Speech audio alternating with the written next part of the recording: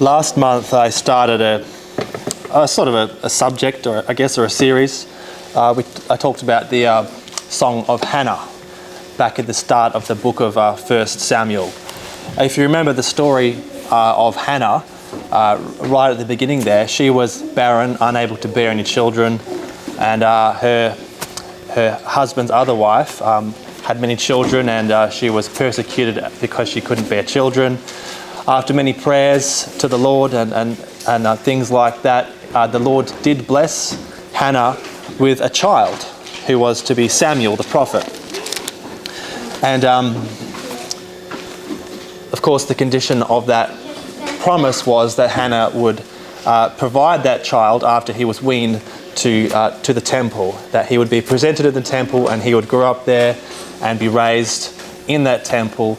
And that would have been a very sad day for Hannah when she gave up her son Samuel after he had been weaned to be raised there by at the time the priest Eli. Of course, Hannah wasn't left high and dry. The Lord did bless her with other children after that because of her righteousness and her faith. But what we went through last month was the song of thanksgiving that Hannah gave when she was blessed with this child. If we remember some of the things that she said, and remember it was a song inspired by the Holy Spirit, because at the end of that song it contained a prophecy of the Messiah. But so some of the things that she said was that she praises the God, her rock and saviour. He brings down the proud and exalts the humble. He makes the rich poor, and he makes the poor, he lifts them up from the dust, and all those sorts of things that were contained in Hannah's song. And the point I tried to make last month was that this song of Hannah's could perhaps be viewed as kind of an introduction to the books of Samuel, 1 and 2 Samuel. We see that all those things that she talks about fulfilled in the book. Because remember that all the things she talked about weren't necessarily related to the birth. I mean, yeah, she got a miraculous child, but to say things like the mighty shall be broken and the poor lifted out of the dirt, these things weren't strictly related to Hannah's situation. These were things, however, that we see fulfilled in the books of Samuel. Now, this morning, I want to go through another song that we see in the books of Samuel, but this time it's right at the end. In 2 Samuel chapter 22, we have what's called David's Psalm of Deliverance. So let's turn there to 2 Samuel chapter 22. Now, before I read this, I want us all to, in our minds, I'm not going to make us turn there, but let's go through a brief summary of the life of David. Because, of course, David is the main subject of the book of 1 and 2 Samuel. He's the main character. Yes, there is Saul. Certainly there's the two prophets, Samuel and his successor Nathan, but David is by and large the main character in these books. Think about his beginnings as a shepherd boy, and then he is sought out by the prophet Samuel, under God's instruction, and he's anointed as the next king. Think about how he slew the giant Goliath, and eventually how Saul himself turned against David and drove him out of the city and was chasing David around the countryside. Think about David's close friendship with Saul's son Jonathan and the great brotherhood that existed there. Think about the eventual death of Samuel that David would have seen, the great loss that he would have had to lose that counsel in the prophet Samuel. Remember the story of Nabal and Abigail and how they ended up with David marrying Abigail. Saul was eventually slain in battle, and David finally becomes king after spending lots of time fleeing around the countryside, trying to escape from Saul's grasp. After David became king, there was civil war. David had to fight many people to bring the country back together again. And then, of course, after that, there were all the wars with the neighbouring nations and countries. David spent most of his life in battles and wars, subduing the neighbours. David eventually had plans to build the temple. Of course, that wasn't his role, that was Solomon's role, but David certainly got things started. And remember his great sin with Bathsheba, and eventually how he had Uriah, her husband, murdered. Absalom, David's own son, betrayed him and drove David out of the city Jerusalem. And then, of course, Absalom was eventually slain. And we remember David's grief of the loss of his son Absalom. There were more revolts and more civil wars that took place after that, more battles with neighbours. And then at the end of all this, at the end of the book of 2 Samuel, in chapter 22, we have this song from David. Bearing all that in mind, that was David's life, and what an eventful life it was. He sings this psalm. Now, you may recognise this psalm. We've covered some time ago in one of our Bible studies when we were studying the book of Psalms. This psalm in 2 Samuel chapter 22 is also recorded as Psalm number 18 in the book of Psalms. But it's very interesting that we see it here at the end of the book of 2 Samuel, because it gives us the context of when it was written, at what point in David's life it was written. So with that background, that context of this Psalm of David's, I'm going to read the whole thing now. So read along with me. 2 Samuel chapter 22. And David spoke the words of this song to the Lord in the day that the Lord delivered him from the hands of all his enemies and from the hand of Saul. He said, "The Lord is my rock and my fortress and my deliverer, my God, my rock, in whom I take refuge, my shield and the horn of my salvation, my stronghold and my refuge. My Saviour, you save me from violence. I call upon the Lord, who is worthy to be praised, and I am saved from my enemies. For the waves of death encompassed me, the torrents of destruction overwhelmed me, the cords of Sheol surrounded me, the snares of death confronted me. In my distress I called upon the Lord. Yes, I cried to my God, and from his temple he heard my voice. And my cry for help came into his ears. Then the earth shook and quaked. The foundations of heaven were trembling and were shaken because he was angry. Smoke went up out of his nostrils. Fire from his mouth devoured. Coals were kindled by it. He bowed the heavens also and came down with thick darkness under his feet. And he rode on a cherub and flew, and he appeared on the wings of the wind. And he made darkness canopies around him, a mass of waters, thick clouds of the sky. From the brightness before him, coals of fire were kindled. The Lord thundered from heaven, and the Most High uttered his voice. And he sent out arrows and scattered them, lightning and routed them. Then the channels of the sea appeared. The foundations of the world were laid bare by the rebuke of the Lord, at the blast of the breath of his nostrils. He sent from on high, he took me and drew me out of the waters. He delivered me from my strong enemy, from those who hated me, for they were too strong for me. They confronted me in the day of my calamity, but the Lord was my support. He also brought me forth into a broad place. He rescued me because he delighted in me. The Lord has rewarded me according to my righteousness. According to the cleanness of my hands, he has recompensed me. For I have kept the ways of the Lord, and I have not acted wickedly against my God. For all his ordinances were before me, and as for his statutes, I did not depart from them. I was also blameless towards him, and I kept myself from my iniquity. Therefore the Lord has recompensed me according to my righteousness, according to my cleanness before his eyes. With the kind you show yourself kind, with the blameless you show yourself blameless. With the pure you show yourself pure, and with the perverted you show yourself astute.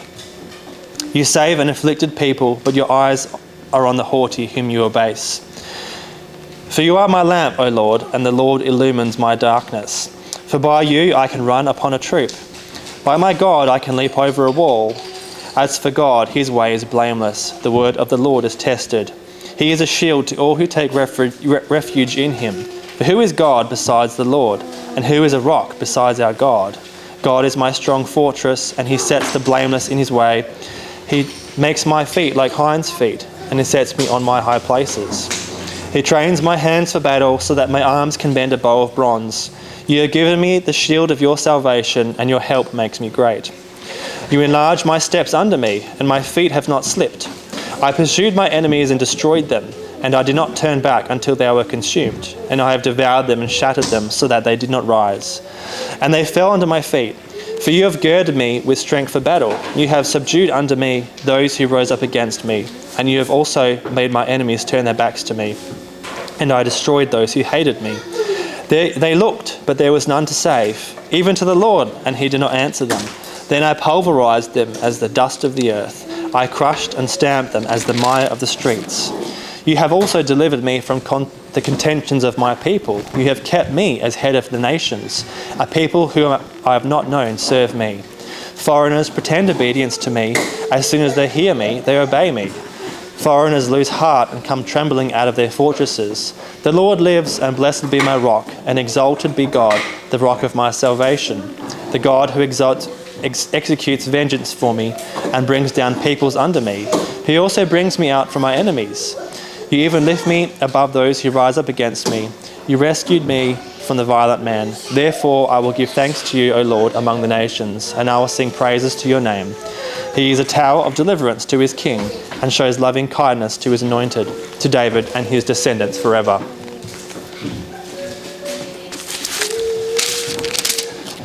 That there is the song that David sung after that very interesting life that he had. The battles, the wars, the persecutions, the successes, the good times and the bad times. That is David's song to the Lord. Now, the first thing to note before we get into the details of this psalm is you may have noticed that there are some things there that clearly can only be applied to the Messiah, to Christ. And in fact, we'll go through this, but the majority of this song really is about the Messiah. And the easiest way one of the easiest ways to see this is to actually see a direct quotation of this psalm in the New Testament. You'll notice in verse 50 it says, "Therefore I will give thanks to you, O Lord, among the nations, and I will sing praises to your name." That is quoted in Romans chapter 15. And if you read the context there, it's talking about the Christ, and the Christ is the one who is speaking. So that phrase there is the Christ speaking, as recorded for us by Paul in the book of Romans. Romans 15, and you probably want to start reading from about verse 7 for the context of the matter. And of course, there's other things in the psalm here. For example, that the claims about the righteousness of this person who has always kept the ordinance of God before him, who has never acted wickedly. Nobody can say that except for the Messiah. However, the fact that this psalm is recorded in the book of 2 Samuel and not just in the book of Psalms tells us just how much this psalm also applied to David's life and not just the Messiah. David was a good example of this psalm also in many respects. He had, at all times, most times he had faith in the Lord. He always prayed to God. He always sought out the Lord in his troubles and in his distress. And of course, God always responded and brought David out of his troubles and lifted him up on high. So considering the summary of David's life that we spoke about just before, when David writes this prophecy, this psalm here, which is a prophecy of the Messiah, we can see that David is in the perfect position to convincingly write a psalm like this about the Messiah. Because the promises that we see contained here about the Messiah are verified by the facts of David's very own life. If God had not helped David in his distress, had not lifted him out of his troubles and distress and saved him, why would anybody listen to this psalm as a prophecy about the Messiah? It would have no foundation. It would have no meaning behind it. People would read it and say, well, David was left high and dry by God. Why would the Messiah be saved by God? And therefore, David is in the perfect position to say, look at my life, recorded here in these books of what we call today 1st and 2nd Samuel. They weren't always called that. But we can read David's life and we can see the psalm of deliverance that he sings. And from that example, we can see how it applies to the Messiah and why it should be trusted. So let's look at now this psalm in a bit more detail. I suggest that we can break up into about 5 sections. The first section from verse 2 to verse 7, or the first half of verse 7, is about David's distress. He is as it says, he is surrounded by enemies, the waves of death encompass him, and so on. He is in distress. The Messiah, of course, was also in distress. Starting from verse 7, the second half, it should really be more convenient to have verse 7 split in half there, down to verse 16. I don't need it right now anyway. It's going to be annoying.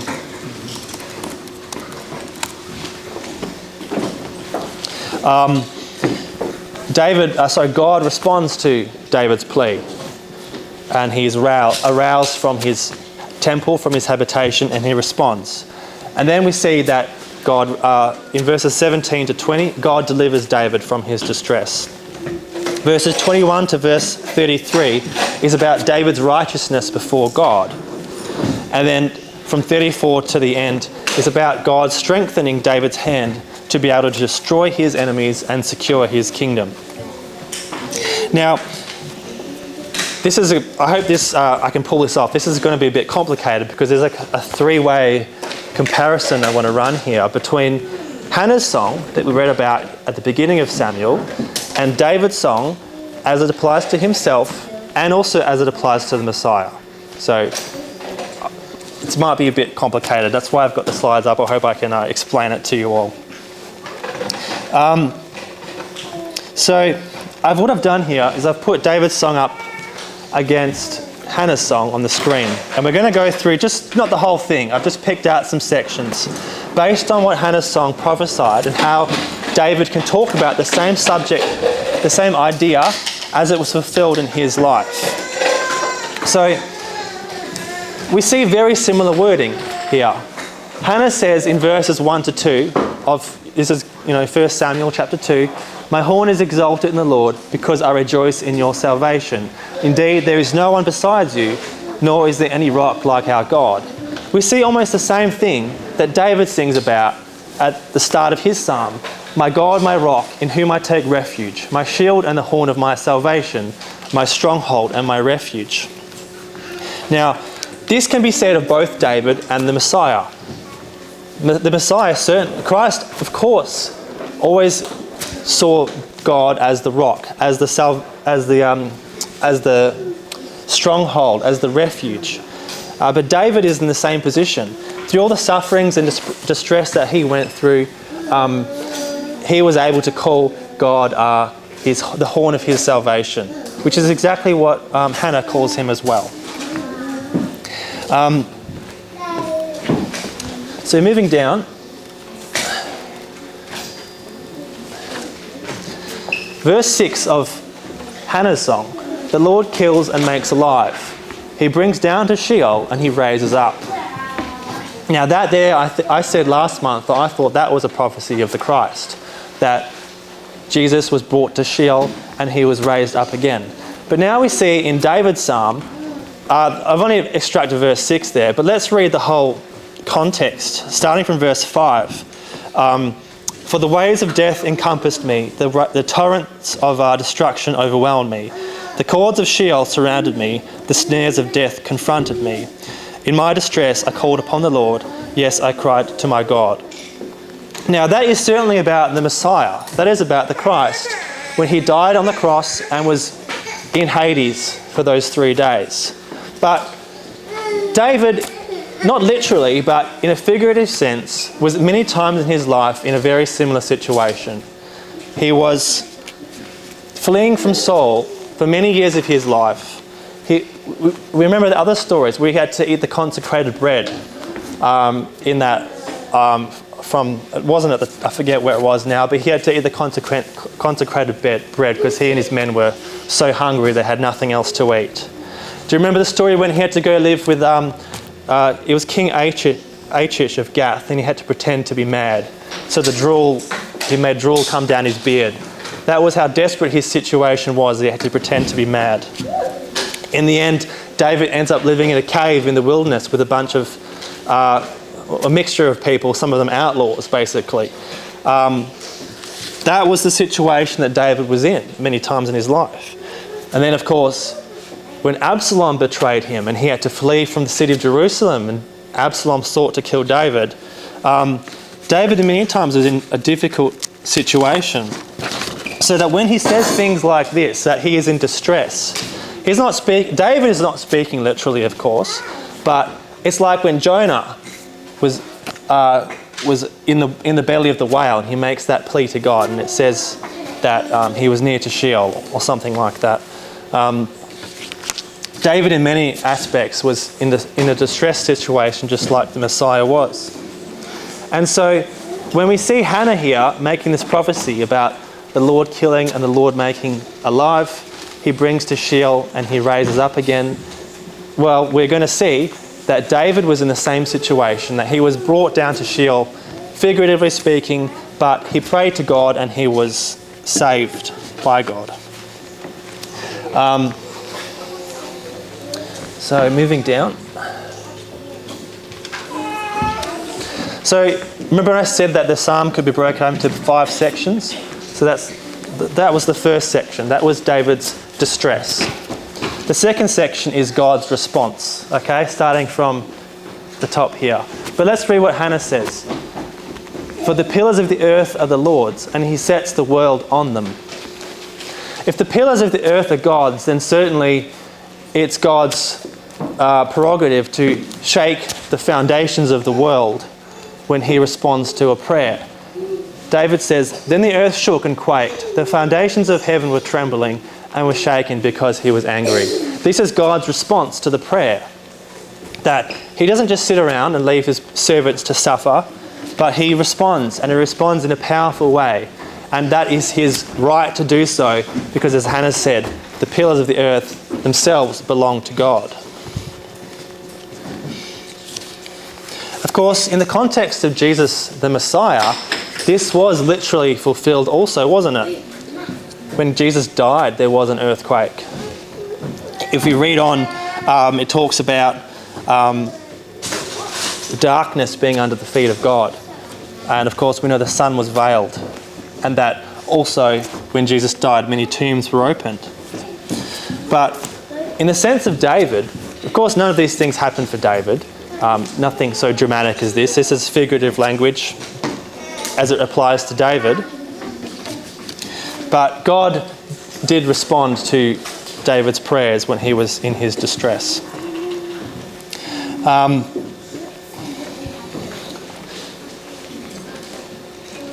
Hannah specifically mentions thunder in Hannah's song, verse 10, the second half. Against them, against the sinners, against the unrighteous, he will thunder in the heavens. And David says the same thing. In response to his prayers, the Lord thundered from heaven, and the Most High uttered his voice.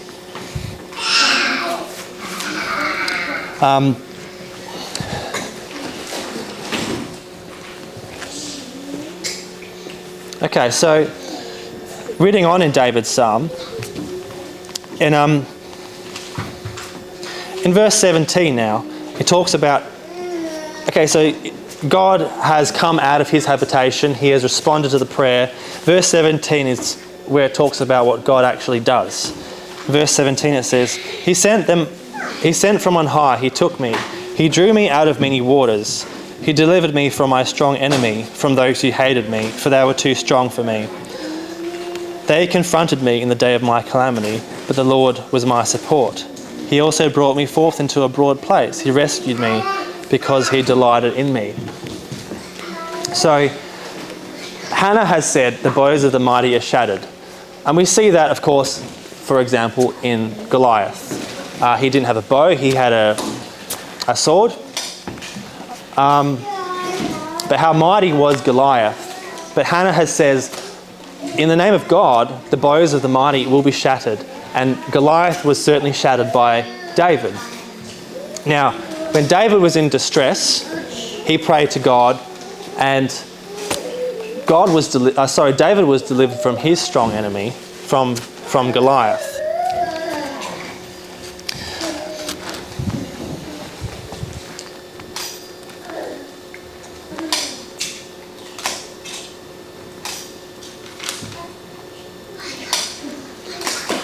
Now, this part here, we just read the third part of the psalm, okay, where God responds to David's prayer and he delivers him from this strong enemy, which also applies to the Messiah. But starting in verse 21 is a section that is a bit more challenging because of what it says. Verse 21, "The Lord has rewarded me according to my righteousness. According to the cleanness of my hands he has recompensed me. For I have kept the ways of the Lord, and I have not acted wickedly against my God. For all his ordinances were before me. And as for his statutes, I did not depart from them.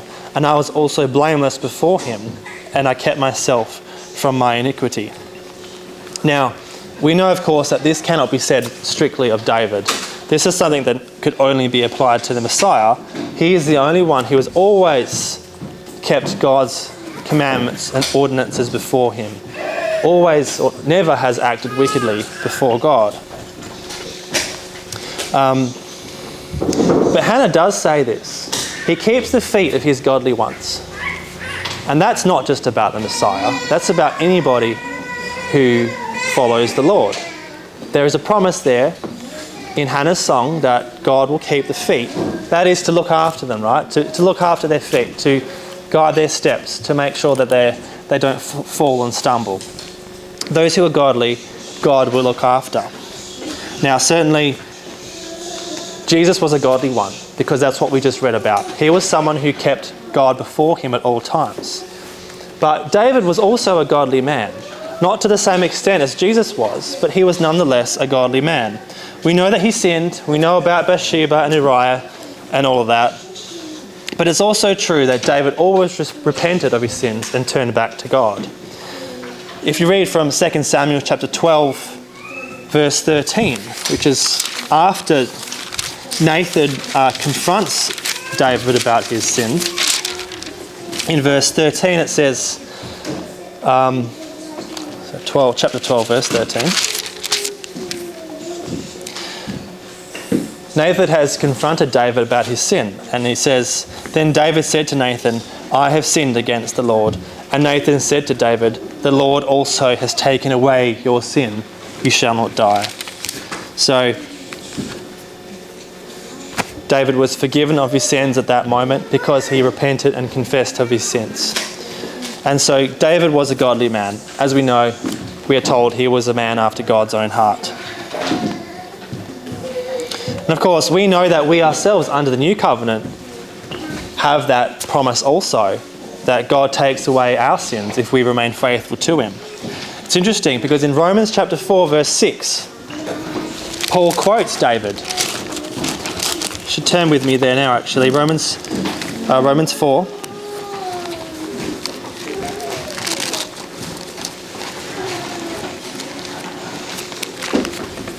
Verse 6.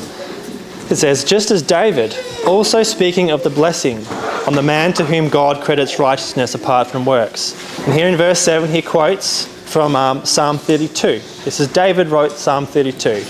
David says this, "Blessed are those whose lawless deeds have been forgiven and whose sins have been covered. Blessed is the man whose sin the Lord will not take into account." This is David writing. He has sinned against the Lord. He has committed adultery with Bathsheba. He has had Uriah murdered. And yet now he writes this psalm saying, "Blessed are those whose sins have been forgiven." So David was a man like that. Of course, he is cleansed through the blood of Christ, but he could still write that psalm at the time. So, David is a man after God's own heart. And although he was a sinner, he is certainly a godly man in the sense of what Hannah meant it. He keeps the feet of his godly ones.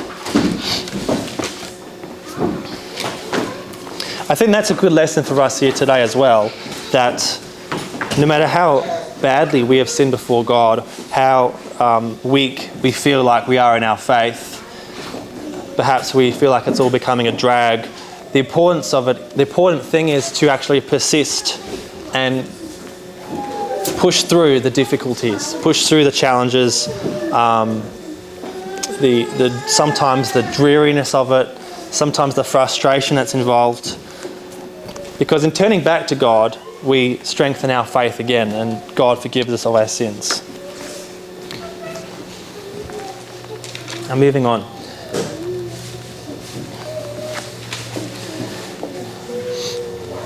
Now, Hannah said this in her song, in verse 7 and the first part of verse 8.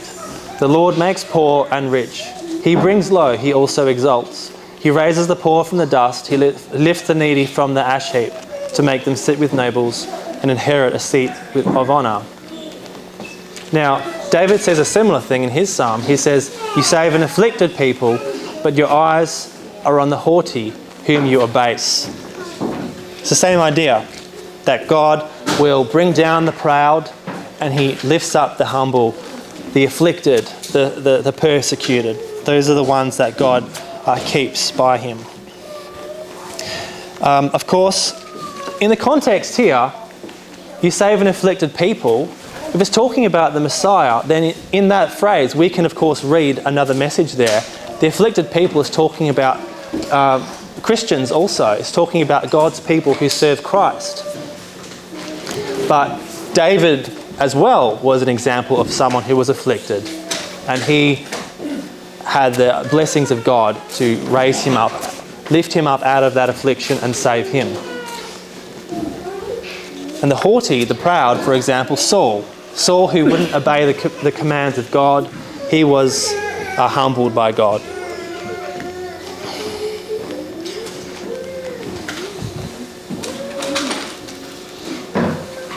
Now, towards the end of Hannah's song, she writes or sings, those who contend with the Lord will be shattered.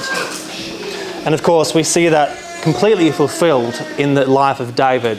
David says this in verses 38 and 39, I pursued my enemies and destroyed them, and I did not turn back until they were consumed. And I have devoured them and shattered them, so that they did not rise, and they fell under my feet. So once again, we can see the parallel here between Hannah's prophecy, the start of the book of Samuel, and David's, it's both a prophecy and a fulfillment. It's a fulfillment of his own life. It's the evidence of his own life, that after all the battles he had gone through, finally his enemies had been shattered, and he handed over to his son Solomon a fairly complete and established kingdom.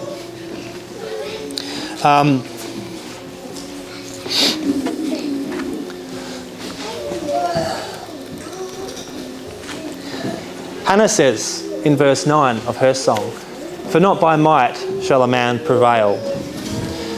And David acknowledges that God was the one who kept him as head of his kingdom. You have kept me as head of the nations. A people whom I have not known serve me. It wasn't through David's own strength or cleverness that he was kept as head of the kingdom of Israel, but it was the will of God. At any time during all the wars and revolts that David went through, eventually a king probably would have had some bad luck, a wound or a disease or something like that, a betrayal. But through all of that, David had a 40-year reign, and most of it was spent in war, and he survived all through it because of the will of God. So when it says, for not by might shall man prevail, that certainly applies to David. Not by his own might did he prevail, but through the will of the Lord. Now, of course, David did conquer a lot of neighbouring nations. The land that started off as the land of Israel during, say, the time of the Judges was fairly small. By the time that David handed the kingdom over to Solomon, the extent of that kingdom was much greater. They controlled a lot of the neighbouring territories. So, a people whom I have not known serve me. Yes, that applies to David. A people who he had not known served him. But what else does it mean in the context of the Messiah? Certainly it's referring to the Gentiles also here, that the Messiah is speaking and saying people who were, as we know, once not a people, have now become a people of God. They are servants of God through Christ. So when the Messiah is speaking here, a people whom I have not known serve me, it's talking about the Christians there, the Gentiles who are brought into the kingdom of God through Christ. But we can believe what this says here because David was in the same situation. The people whom he had not known served him. How much more can we believe it now when a people who have not known God serve God through Christ? The last item that I wanted to go through in David's psalm is right at the end. And it also corresponds with the final verse of Hannah's song. Hannah says at the end of her song, "The Lord will judge the ends of the earth, and he will give strength to his king, and will exalt the horn of his exalt the horn of his anointed." Now, last month I said that was a prophecy of the Messiah, that there was no king at the time when Hannah said that song. They were still living under the time of the judges. Saul hadn't been anointed yet. There was no idea of a king. And here Hannah is singing about a king. So we know it's a prophecy, and it's a prophecy of the Messiah because he will judge to the ends of the earth. It's not just Israel, it's to the ends of the earth. Well, at the end of David's song, we see something similar. And he is a tower of deliverance to his king, and shows loving kindness to his anointed, to David and his descendants forever. Now, we know that many of David's literal physical descendants were wicked. It only took 2 generations, Solomon and then the next generation, Jeroboam and Rehoboam, for things to start going downhill, really. Move this across so people can see. So we know that that can't literally mean all of David's descendants forever. It didn't. Many of them were wicked people. This is certainly talking now about Jesus as David's as David's descendant, and someone who sat on the throne of David, where he sits at the right hand of God forevermore. So what I've tried to do here this morning is run a parallel between Hannah's song and David's song.